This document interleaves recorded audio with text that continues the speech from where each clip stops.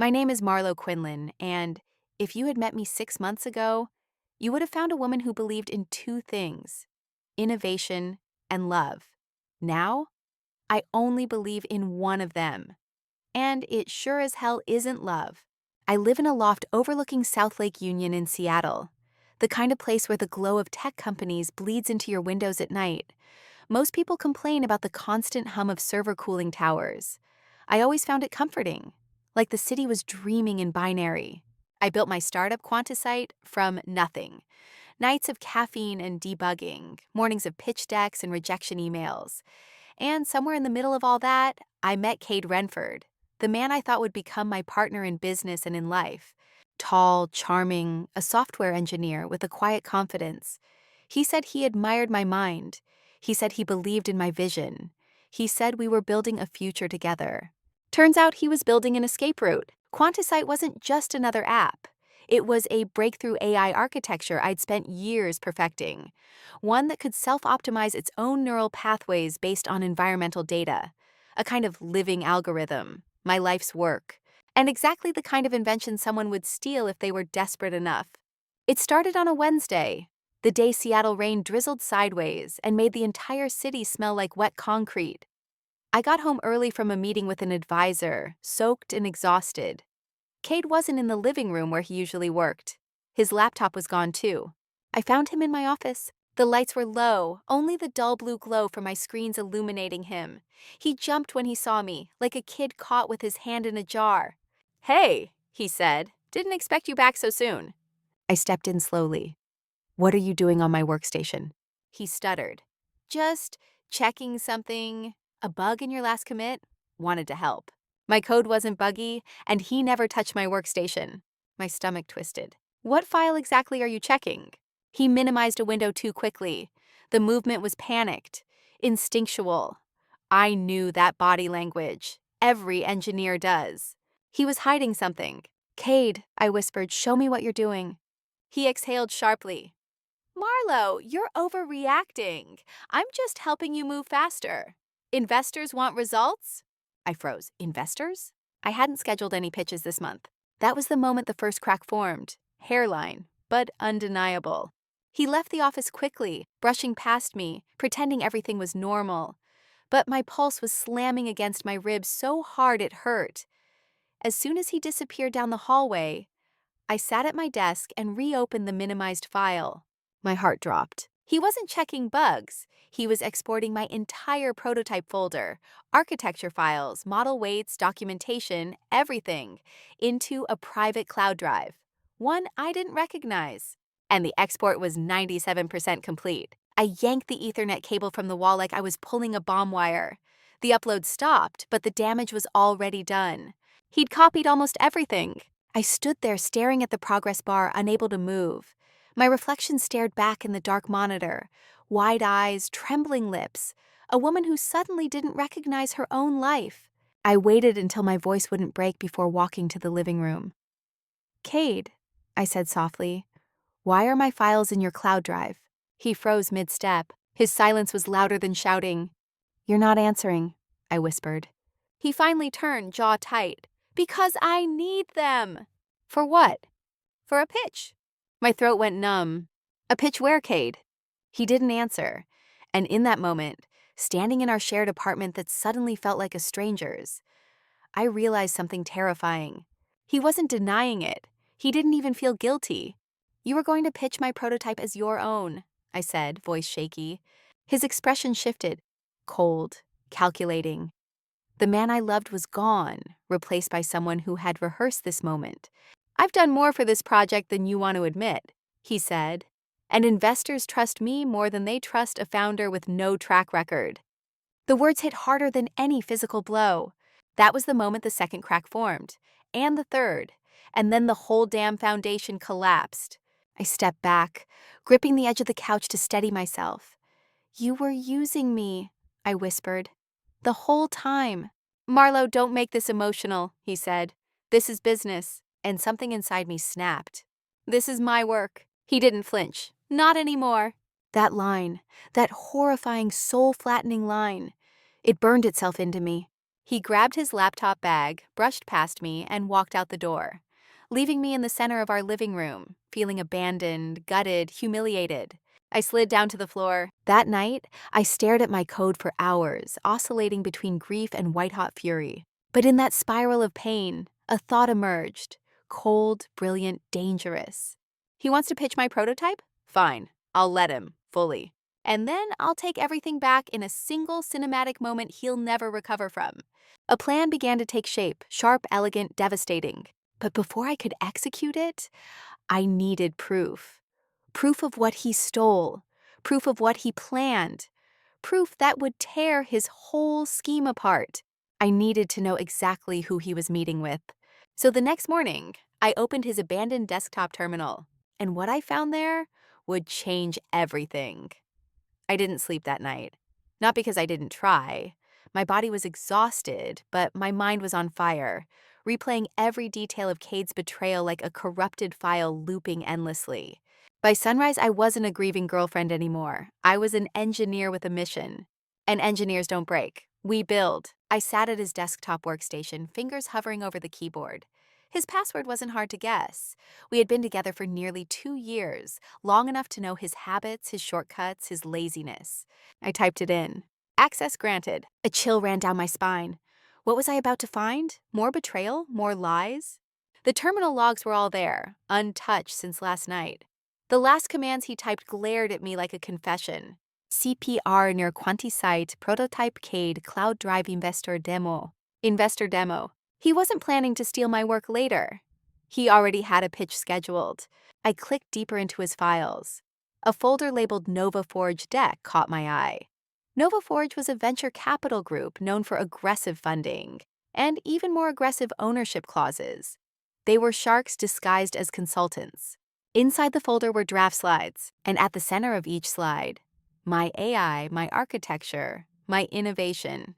Except my name had been erased, replaced with developed by Cade Renford. I swallowed hard. I clicked another file, an email draft addressed to NovaForge's lead partner. Looking forward to presenting the demo this Friday. Proprietary AI ready, model optimized. Cade. Friday, 2 days from now. He wasn't just stealing my work. He was rushing to claim it publicly before I could react. My hands trembled over the keyboard. Why Cade? Why me? Part of my brain still tried to find excuses for him. Maybe he panicked. Maybe he felt insecure. Maybe. No. The deliberate removal of my name burned that hope to ash. He didn't panic, he planned. I leaned back, breathing slowly. If he wanted a war, then he was about to learn something important. Never betray the engineer who wrote the code. I opened the exported files he had stolen. They were mostly complete, but missing one critical component. The Sylph Core module, an internal subsystem I intentionally never documented. Sylph Core was Quantisite's heartbeat, the part of the AI that synchronized recursive optimizations across its neural layers. Without it, the model could still run, but under strain, it destabilized, which meant I had leverage. I clicked open the module I still controlled. Lines of complex architecture unfurled like a living organism. And there it was. The kill switch I had embedded months ago, a development failsafe designed to shut down the model if it ever ran on unauthorized hardware. I had forgotten it existed. Funny how betrayal sharpens your memory. If Cade tried to run the stolen prototype during the live demo, all I had to do was activate the switch. The AI would freeze, collapse, and reboot into a blank shell. In front of investors, in front of cameras, in front of whoever he was trying to impress. But before revenge, I needed something even more important. Proof? Because when the storm came, and I intended to make it violent, everyone needed to know that I built Quantisite, not him. So I searched deeper. I found message threads between him and a contact named L. Archer, Nova. The preview alone told me enough. Make sure she doesn't realize you've copied the prototype. We need exclusivity before she files a patent. Exclusivity. My vision went white for a moment. Cade hadn't just betrayed me romantically. He had sold me out professionally, contracting with a VC firm behind my back to lock me out of my own invention. I scrolled through more messages until one stopped me cold. A voice memo, sent 2 nights ago. Hands shaking, I clicked play. Cade's voice filled the room, casual, confident, familiar in a way that made my skin crawl. I've handled her. She trusts me. She won't see any of this coming. Handled me, handled. Like I was an obstacle, not a partner, not a co-founder, not a human being. Just something to manipulate. A tear slipped down my cheek before I could stop it. Not because I still loved him, not because he fooled me, but because he underestimated me so badly. I wiped my face, exhaled slowly, and saved every file, every message, every audio memo. I wasn't just building a revenge plan anymore. I was building an airtight case. Once finished, I closed his desktop and stood. That's when my phone buzzed. A text from him. Cade. Hey, we need to talk tonight. It's important. Important? He had no idea how important things were about to become. I didn't reply. Instead, I grabbed my coat, tied my hair back, and walked out of the apartment. The Seattle air was cold and metallic, but it cleared my head. I needed one more thing. A witness. Someone who could verify that the original prototype came from me. I knew exactly who. Dr. Shireen Calder, my former professor at UW and one of the few people who had seen early versions of my architecture years before Quantisite existed. I reached her lab building just as the afternoon light faded. She was inside, leaning over a microscope, her gray curls bouncing as she adjusted the focus. She looked up and smiled. Marlowe, what a surprise. You usually only come by when something's terribly wrong or terribly exciting. I swallowed. Can it be both? I said. Her smile faded. Tell me everything. So I did, every detail, every betrayal, every file I found. Her face hardened. He could tank your entire future. I know. But you're not here to cry, she said. You're here because you have a plan. I nodded. I need someone who can confirm the earliest architecture came from me. Someone credible. Someone who'll stand by it. She leaned back, folding her arms. You have that witness, you always have. Relief cascaded through me.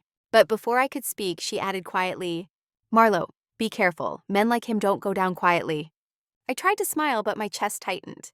If only she knew how right she was. When I left the building, the sky had darkened completely. Streetlights flickered against the wet pavement. I reached into my pocket for my keys and froze. There, under the dim yellow glow, leaning casually against my car like he had every right in the world to be there, was Cade, waiting for me. Cade's silhouette sharpened as I stepped closer, the wet pavement reflecting him in a warped mirror beneath his feet. His arms were crossed, his posture calm, too calm, like he wasn't a thief standing in front of the woman he'd gutted, like he still believed he owned the narrative. Marlowe, he said, pushing off my car with a casual ease that churned my stomach. You've been ignoring my messages. I stopped a full 6 feet away from him. What do you want? He gave me a half smirk. To talk. You stormed out yesterday before we could finish. Finish? He had walked out on me. What exactly is left to finish? I asked. You stole my prototype. You removed my name. You scheduled a pitch behind my back. He sighed like I was being difficult, like I was the unreasonable one. Marlowe, come on. You know Quantisite wasn't going anywhere without me. My jaw locked. I built everything long before you showed up. You helped with polishing, not creation. He flinched slightly at that. Good. He wasn't as untouchable as he pretended. He stepped forward, and my instinct was to step back, but I held my ground. The damp air hummed with tension. Listen, he said, lowering his voice. NovaForge wants a product that looks stable and investor-ready. They want clean leadership. You're brilliant, Marlowe, but you're not experienced. Experienced? My voice cracked upward. So stealing from me is your idea of corporate maturity? He ignored the jab. I can get them to bring you on as CTO after the deal closes, but I need to present alone. It's optics. I stared at him. He actually believed this. You're unbelievable, I whispered. You're emotional, he countered.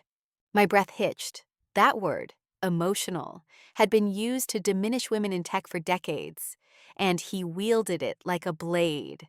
I felt anger rise fast, sharp, incandescent, but I forced myself to stay icy. I'm not joining anything led by a thief, I said. Not now, not ever. His expression hardened. The charming mask slipped like wet paint. Marlowe, he said quietly, don't make this harder than it needs to be. If you force conflict, NovaForge will bury you. They have lawyers on payroll who could tie you up in lawsuits for years. Only if I don't have proof. His eyes narrowed just a fraction.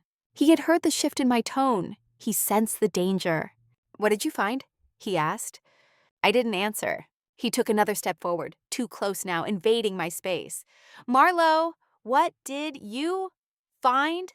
I found enough, I said steady. Enough to prove you copied my files. Enough to prove you misrepresented authorship. Enough for felony charges, if I wanted. For the first time, a genuine crack appeared in his composure. You're bluffing. I stared right into his eyes. Try me. Silence.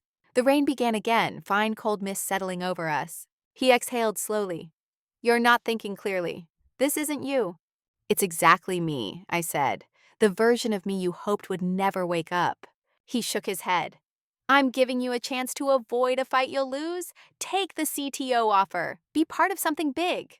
My AI is the big thing, I snapped. You're just the parasite trying to ride it. His eyes darkened. The last of the charm evaporated. I'm trying to help you, he said, tone chilling. You're volatile. Investors want stability, not someone who rewrites their entire code architecture overnight because they're following their instinct. I stiffened. He wasn't quoting me. He was repeating something very specific. Something I had only told him in confidence. You read my engineering journal, I whispered. He didn't deny it. He couldn't. Even his eyes gave him away. The shock hit so hard it felt like the air had been kicked out of my lungs. He had invaded everything. My work, my files, my thoughts, my privacy.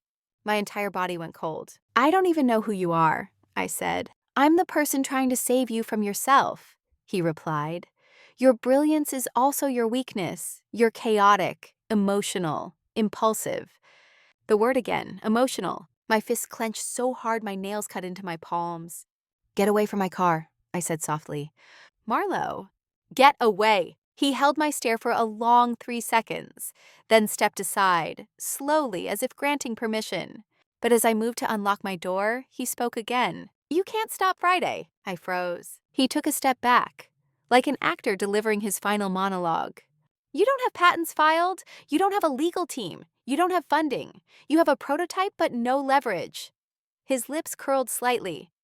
And once the pitch succeeds, Quantisite becomes mine, contractually, legally, publicly.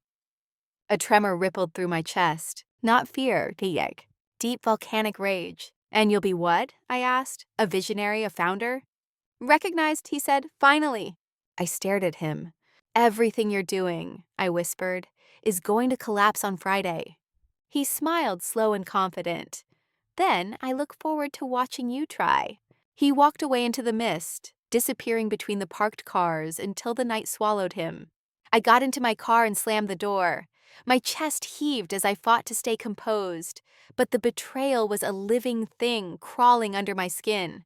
Dr. Calder's voice echoed in my head. Men like him don't go down quietly. No, they don't. But they go down eventually. I turned the ignition, gripping the steering wheel so tight my knuckles turned white. I had 48 hours, 2 days. 48 hours to dismantle his entire scheme, expose the truth, and rewrite the narrative he tried to steal. 48 hours to prepare the kill switch, gather evidence, secure witnesses, and find a way into that investor pitch. 48 hours to decide what kind of woman I was going to be. Victim or executioner? A cold calm poured over me. I knew my answer. When I pulled out of the parking lot and drove into the dark, the city lights blurred through the rain, like algorithms rearranging themselves, forming new paths. New strategy, new revenge. But halfway across the bridge, my phone buzzed with a notification. A calendar alert, one I didn't recognize. Nova Forge, mandatory pre-meeting Thursday 10 a.m., location Helix Tower. Attendees, Renford plus guest. Guest? What guest? I hadn't been invited. Cade never mentioned a guest. Then I saw the attached note, per request, confirmation for additional seat under name M. Quinlan. My stomach dropped. Cade had added me to the pre-meeting. But why? To manipulate me? To trap me? To control the narrative? Or was he planning something far worse? A fresh wave of dread hit me. Something was off. Very, very off. Helix Tower looked different the next morning. I'd walked past it 100 times. Sleek steel, mirrored glass, the kind of corporate monolith that always felt above ordinary human problems. But today, it felt predatory. The reflective panels seemed to watch me approach, each window an unblinking eye. Maybe it wasn't the building that changed. Maybe it was me. I wasn't walking in as Marlowe the founder or Marlowe the girlfriend who was betrayed. I was walking in as something new, something sharper. The lobby was vast and cold, a cathedral built for money instead of faith. A receptionist looked up as I approached. "Name?" she asked. "Marlowe Quinlan." She tapped her screen. "You're here for the Nova Forge pre-meeting?" Renford and guest. My pulse flickered, hearing my name attached to his made bile rise in my throat. "Yes," I said. "Conference level 32 elevator on the right." As I stepped into the glass elevator, the floor numbers blinked upward in rapid metallic precision. My reflection stared back, hair tied high, black blazer sharp against my skin, eyes that looked like they'd been forged overnight. When the doors opened at level 32, the air shifted, quiet, sterile, expensive. Nova Forge had claimed the entire floor. Their logo, an obsidian geometric flame, was etched into the glass walls. Standing just outside the conference room was L. Archer, the man from the message threads. His silver hair was slicked back, his suit tailored with surgical precision. He looked like someone who'd never lost anything in his life. His eyes landed on me. "Marlowe Quinlan," he said, voice smooth as polished metal. "Glad you could join us. Cade mentioned you might stop by." "Stop by?" He made it sound like I was the one seeking them out. "I'm here because I saw my name attached to the meeting," I replied. Archer's smile was polite in the way a blade is sharp. "Ah, yes. Cade requested an additional seat. Said you might have concerns." Concerns. Interesting choice of word. Cade stepped out from the conference room at that exact moment. His expression the perfect mix of warm surprise and calculated control. "You came," he said softly, "like we were lovers meeting for brunch, not enemies preparing for war." I didn't return the smile. "We should talk," Archer interrupted smoothly, "before the investors join the call." He gestured to the door. Inside, the conference room was a technological shrine. Wall-wide displays, a holographic projector humming faintly, pristine white surfaces that reflected every flaw. At the center was a table that looked like it cost more than my yearly rent. On the main screen was a pause slide from Cade's pitch deck. My architecture, his name. Archer took a seat. "Let's begin." I sat across from Cade, feeling the weight of the coming storm. Archer laced his fingers. "We want to be transparent. Cade has shown us promising work. Very promising.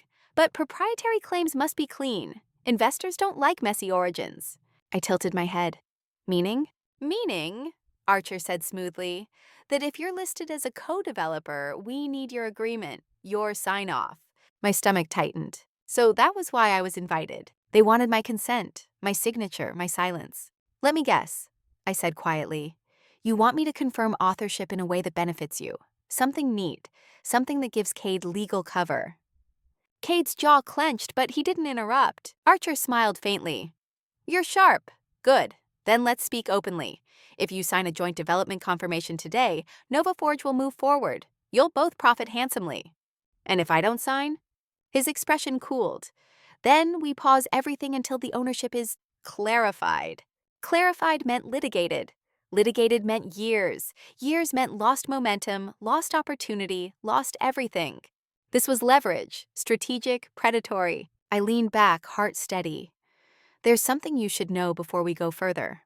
Cade stiffened. He knew that tone. He'd heard it the night I discovered the files. Archer raised an eyebrow. "Go on." "I have evidence," I said. Logs, timestamps, original prototypes dated years earlier, academic witnesses, voice memos, proof that Quantisite's architecture is mine alone. A shadow crossed Archer's eyes, not fear, calculation. "And," I continued, "I also know Cade exported stolen files to a private cloud 2 nights ago. Illegally." Cade inhaled sharply. Archer slowly turned to him. "Is that true?" he asked. Cade forced a laugh. "She's twisting things." "I have the logs," I said. "I have everything." The room went silent. The kind of silence that shifts tides. Archer leaned back in his chair. "This complicates things." Cade shot me a look. Anger, fear, desperation tangled together. "Marlowe, what are you doing? You think blowing everything up will help you?" I met his glare. "I'm not blowing things up. I'm revealing what you tried to bury." Archer lifted a hand. "Enough, let's reset." He looked at me with a new intensity, measured, dangerous. What exactly do you want, Ms. Quinlan? For the first time all morning, I smiled. I want recognition and control, my code, my company, my terms. Archer nodded slowly, absorbing every syllable. And Cade? He asked. He gets nothing, I said. Not my work, not my credit, not my future. The temperature in the room dropped several degrees. Cade stood abruptly. This is a setup. She's bluffing. She's not, Archer said. His tone was final, irrefutable. If she has documentation predating your involvement, her claim supersedes yours. The color drained from Cade's face. I felt a dark, quiet satisfaction coil in my chest. Archer turned back to me. Ms. Quinlan, we may still be interested in your technology. Perhaps you'd consider pitching a loan. Without entanglements? Cade's mouth fell open. He hadn't seen that coming. But before I could speak, Archer added, However, if we proceed with you, we must ensure there are no unknown liabilities, no hidden flaws or instabilities in the prototype. My blood chilled. He didn't know about Sylphcore. He didn't know about the kill switch. Not yet. I'd need to evaluate the live demo myself, Archer continued. We'll require a full run-through tomorrow, with you present. Tomorrow, a full system test on the stolen build Cade thought he controlled. Panic flickered through me, fast, thin, sharp. If Archer ran a test before I prepared the kill switch conditions, the system might crash prematurely, or worse, reveal the embedded failsafe directly. I needed time. More time than I had. Cade's eyes met mine, and for the first time I saw real terror behind them. He knew exactly which module could destroy everything. Is that acceptable? Archer asked. My throat tightened. If I said yes, I'd be walking into a trap unprepared. If I said no, it would raise suspicion instantly. I opened my mouth. But before a word escaped, Archer's assistant rushed into the room, pale and breathless. Mr. Archer, sir, you need to see this immediately. Archer frowned. What is it? She handed him a tablet.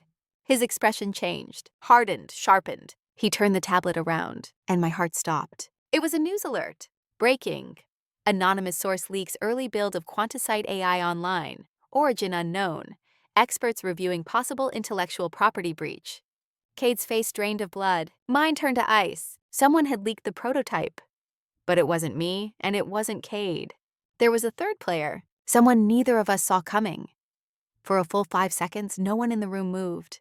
The only sound was the low hum of the holographic projector and the faint buzz of city air seeping through the sealed windows.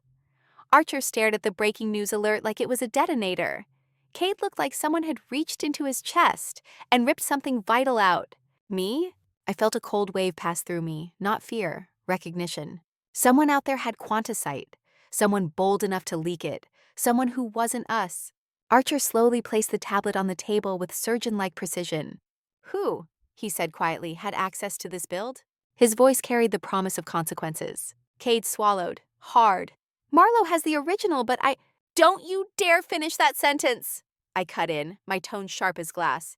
I didn't leak anything. Archer's gaze flicked between us, calculating. There are timestamps embedded in most builds. With enough metadata, we can identify which version leaked.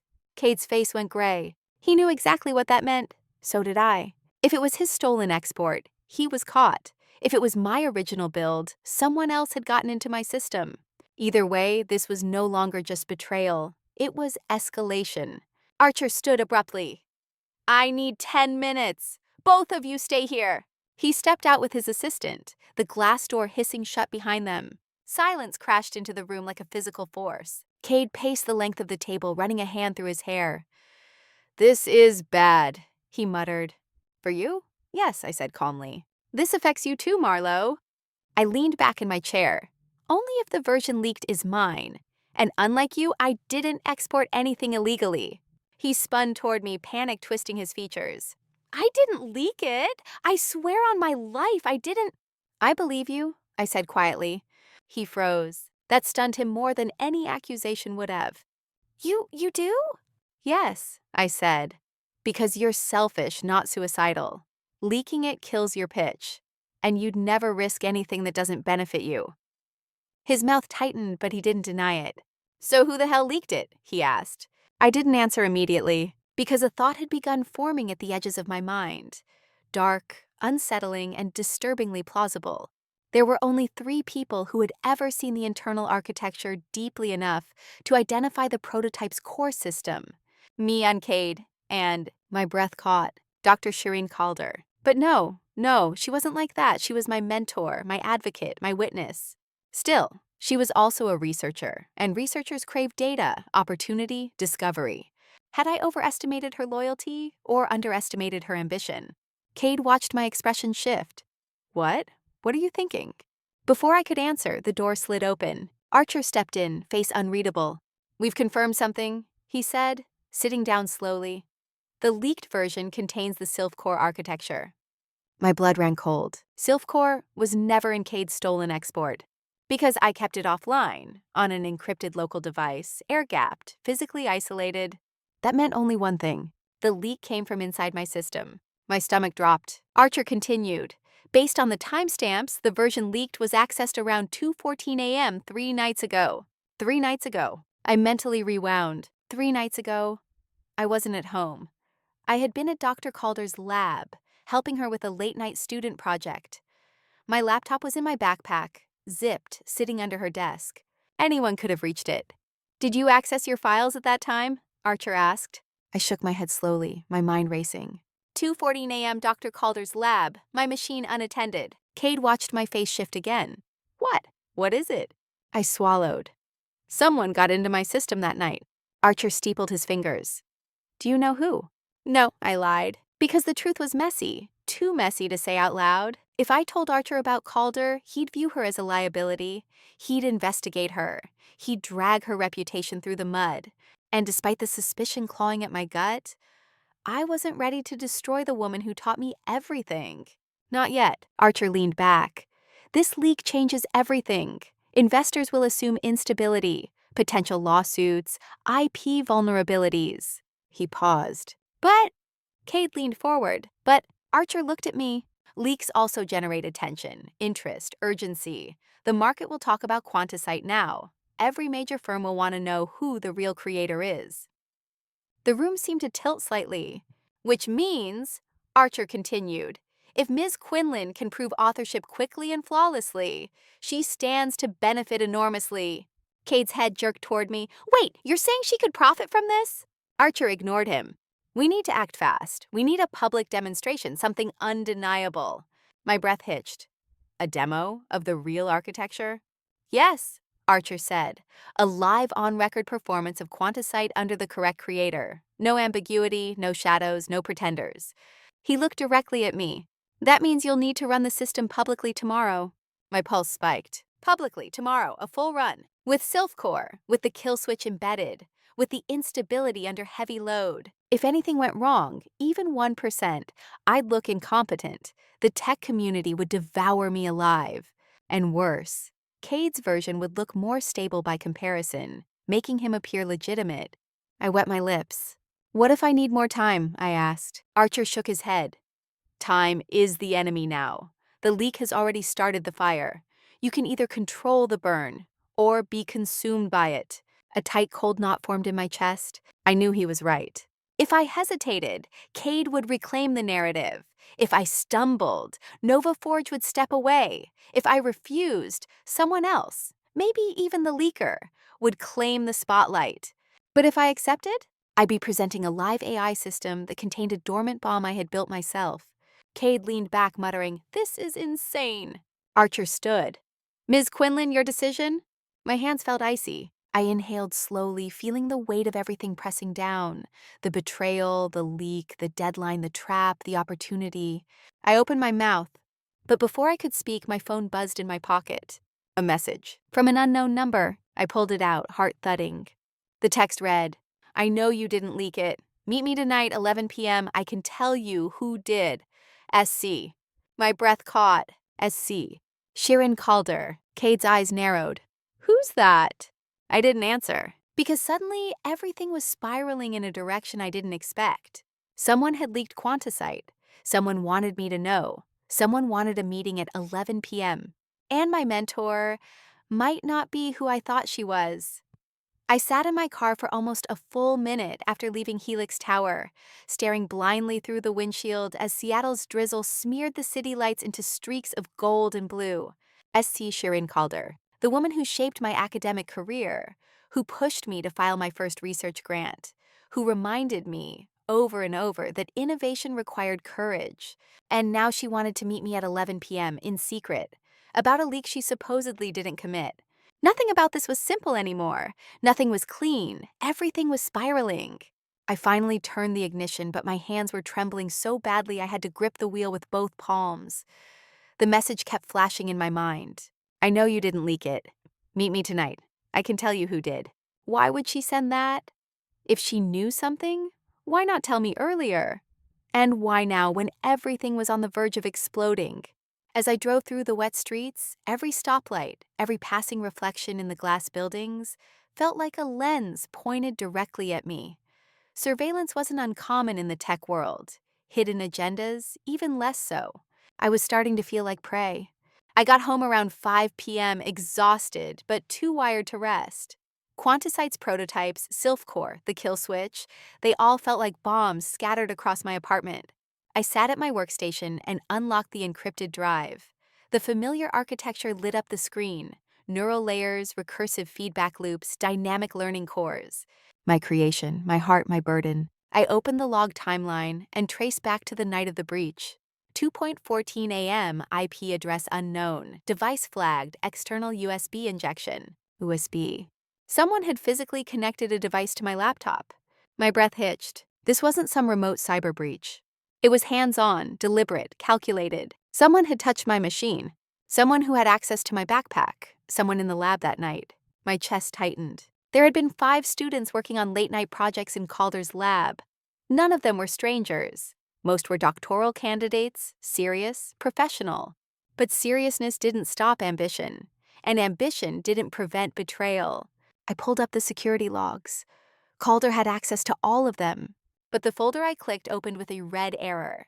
Access restricted, permission required. Restricted? By Calder? Why would she lock logs in her own lab? Unless she knew someone had breached it. Or she didn't want anyone to know. My stomach twisted painfully. Was she protecting a student or protecting herself? I leaned back in my chair, the room suddenly feeling too small, too sharp, too full of ghosts. At 6:30 p.m., my phone buzzed. A new email from Dr. Calder. Subject, tonight, come alone. That was it. No explanation, no reassurance. Just come alone. A chill crawled up my spine. Why? What was she going to tell me, and what was she afraid of? The hours crawled forward with agonizing slowness. I spent them reinforcing my kill switch parameters, building redundancy layers, encrypting proof against tampering. If I walked into danger tonight, I wanted everything backed up and stored in the cloud where no one could touch it. At 10:40 p.m., I grabbed a jacket and stepped outside. The rain had deepened into a rhythmic mist, the kind that coated your skin like cold breath. The streets were quiet, too quiet for downtown Seattle. Calder had sent coordinates, not her lab, not her home. A small pedestrian bridge behind the biomedical research campus. Dim, empty, half hidden by trees. The perfect place for a private conversation. Or a trap. My heart pounded harder with every step down the path. The air smelled faintly of pine and wet earth. Streetlights flickered weakly through the fog. I reached the bridge at 10:59 p.m. And there, standing at the railing, illuminated by the soft glow of a single overhead lamp, was Dr. Shirin Calder. Her posture was tense, her curls frizzed from the damp air. Her eyes darted toward me the moment she heard my footsteps. "Marlowe," she said softly, "you came? I got your message." She exhaled shakily. "Good, we don't have much time." My pulse spiked. Time for what? She hesitated, long enough for fear to flicker across her expression. Fear, the woman I'd always seen as unshakable, was afraid. "I didn't leak your prototype," she said immediately. "I need you to know that." I nodded slowly. Then who did? Calder looked over her shoulder as if checking for shadows. "I think someone has been watching my lab," she whispered. "For weeks." A knot of tension twisted in my stomach. "Watching for what?" "For access," she said. "To you, to your system, to your research." I stepped closer. "Why didn't you tell me sooner?" "Because I wasn't sure." Her voice cracked. At first I thought it was paranoia, but then I noticed tampered security logs, files moved, cameras looping footage they shouldn't loop. My skin prickled. "So you do know who did it?" Calder swallowed. I know who was in the lab at 2:14 a.m. that night. My entire body stiffened. Who? She opened her mouth, then froze. The hair on my arms rose instantly. Because behind us, somewhere in the trees, a branch snapped. Calder's eyes widened. Someone followed you, she whispered. I spun around, heart slamming against my ribs. The path behind us was empty, fog drifting, leaves dripping. No movement, no sound. But I could feel it. A presence, a weight in the air. Someone was there. Someone close. Calder grabbed my wrist. We need to go. Before she could finish, a voice cut through the fog. Marlowe. I froze. Not Cade's voice, not Calder's. Someone else. Someone male, someone steady, someone familiar. My breath hitched. I knew that voice. Calder went pale. No, no, no, he can't be here. The voice came again, closer this time, bending through the fog like a knife. Turn around. My hands started shaking uncontrollably. Because now I placed the voice. And every piece of the puzzle slammed into place like a violent snap. The leak, the USB breach, the restricted logs, the watched lab, the missing timestamps, the anonymous messages. Calder whispered, Marlowe, don't look. But I already had. A tall figure stepped out of the fog, a hood pulled low, rain dripping from his coat, eyes fixed on me with surgical precision. My pulse stopped, because standing 10 feet away was my older brother, the brother who left home years ago, the brother I hadn't spoken to in ages, the brother who worked in cybersecurity for private defense contractors, the brother who should have been thousands of miles away. He stepped forward. We need to talk. For a moment, the world seemed to tilt and every sound disappeared except the thudding of my pulse. My brother, standing 10 feet away in a rain-drenched coat, eyes as cold and focused as a sniper's scope. I hadn't seen Marlowe Quinlan in almost 4 years. Not since he disappeared into some classified cybersecurity role that swallowed his life whole. No contact, no updates, nothing but silence.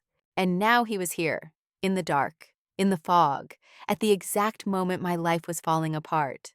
Callum, I whispered, barely trusting my own voice. He removed the hood slowly. Rain matted his dark hair to his forehead, but his face was exactly as I remembered. Sharp jawline, intense eyes, a constant tension like he was bracing for a threat no one else could see. Marlowe, he said, we don't have much time. Dr. Calder stiffened beside me, her grip tightening around my wrist. You have no right to be here, she hissed. You were told to stay off this campus. I jerked around to stare at her. What? Since when? Callum's gaze flickered to Calder, cold, assessing. You told them I was a security risk, he said. That I interfered with your research. My heart hammered faster.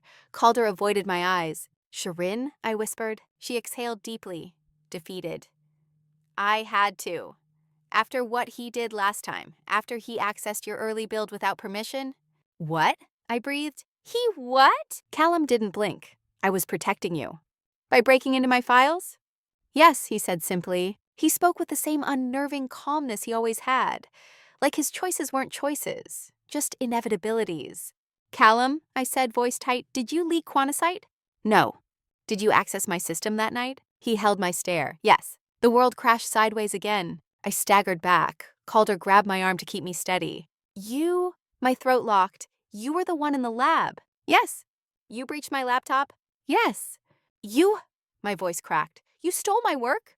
He stepped forward sharply, shaking his head. I did not steal anything. I copied your files because I was tracking a threat. A threat? I snapped. What threat? The one you caused? He lifted a hand. Marlowe, listen to me. Someone else has been trying to get into your research for months. I intercepted 3 separate attempts. I froze. 3 attempts, months? He continued, voice low and urgent. You're being targeted. Quantisite's architecture is unlike anything in the public domain right now. Government contractors want it. Private firms want it. Black market brokers want it. My blood iced. Black market brokers? I had heard whispers in the industry about them. Groups that bought and sold proprietary algorithms the same way others trafficked weapons. You're lying, Calder said sharply. If this were true, why not go to the authorities? Because the threat is internal, Callum replied. His eyes locked onto Calder with disturbing intensity. Someone inside this campus wants Quantisite. Silence tore across the bridge. Calder's face drained of color. My heart thrashed painfully. Are you accusing her? I'm stating a fact. Callum said. The breach came from someone with access to her lab, someone with clearance, someone who knew precisely how long your laptop would be unattended. Calder shook her head rapidly. I didn't touch her computer. I didn't even know she brought it that night. Lies, Callum said quietly. Enough, I shouted, my voice echoing over the water. Both of them looked at me. I was shaking. Anger, fear, disbelief, all tangled into a single electric current running under my skin. Calder spoke first. Her voice trembled. Marlowe, I called you here because I think someone is targeting you. But it isn't me, I swear to you. Callum countered instantly. She's lying to protect herself. I stepped back from both of them. You're both hiding things, I said, both of you. Don't pretend you're not. Neither spoke, neither denied it. I swallowed hard. If you were in the lab, Callum, then you know who else was there. His jaw flexed. Yes. Then tell me. You won't like the answer. Tell me anyway. He hesitated. For the first time he looked conflicted. Then he said a name that hit me like a concussion. Ezra Nash. My breath vanished. Ezra Nash. My former classmate, a rising star in neural network modeling, a genius, and a narcissist. We had been friendly rivals at UW until he accused me of stealing an idea he never actually created. He left the program 6 months later, supposedly to join a research fellowship. Supposedly, my voice came out hoarse. Ezra, he was there that night. Callum nodded. He wasn't supposed to be. He accessed the lab using a cloned keycard. Calder gasped. Impossible, my lab is biometric locked. Biometrics can be bypassed, Callum said, especially by someone who knows the system. Calder paled further. You think Ezra leaked the prototype? He had motive, he had access, and he disappeared from the lab right before the breach. I swallowed a rising wave of nausea. Ezra Nash, smart enough, vindictive enough, hungry enough. Yes, he could have done it. But why leak it publicly? I whispered. Because public leaks bury ownership trails, Callum said. If the prototype is everywhere, no one controls the narrative. It's chaos, and in chaos, Ezra thrives. My knees weakened. My entire life, my work, was in freefall because of a man I barely even thought about anymore. Calder whispered shakily. Marlowe, the demo tomorrow. If Ezra sabotaged anything, I exhaled sharply. I know. If Ezra had tampered with Sylph Core, the instability could be catastrophic. This is bad, Calder murmured, very bad. Worse, Callum said grimly. He's still in Seattle. My head snapped up. How do you know? Because, Callum said, his voice dropping into a dangerous calm, he contacted NovaForge this afternoon, under an alias. My stomach plummeted. What did he tell them? That he has a refined, stable version of Quantisite, and that he's willing to sell it. I staggered back, gripping the railing of the bridge to stay upright. Ezra Nash was preparing to sell my AI, not steal credit, not leak it, but sell it. Before I could speak, Callum grabbed my shoulders. His eyes burned with urgency. Marlowe, listen to me. Tomorrow's demo isn't just a pitch. It's your last chance to prove you're the true creator before he steps forward. My breath hitched. And if I fail? Callum didn't blink. Then you lose Quantisite forever. Lightning flashed somewhere behind the clouds. The air thickened. Calder whispered, Marlowe, what are you going to do? I lifted my head slowly. My fear was still there, sharp and real. But underneath it, something else had awakened. Resolve, fire, war. I wiped the rain from my face. I'm going to prepare for tomorrow, I said. And then I'm going to find Ezra. Callum nodded once, approving. Good. Then I added, and when I find him, he's going to wish he never learned how to spell my name. Before either of them could respond, my phone buzzed. A new message, no ID, no number, just text. See you at the demo, Marlowe. Bring your best. Ezra. Watching, tracking me, toying with me. I looked up sharply into the fog. But he was nowhere in sight.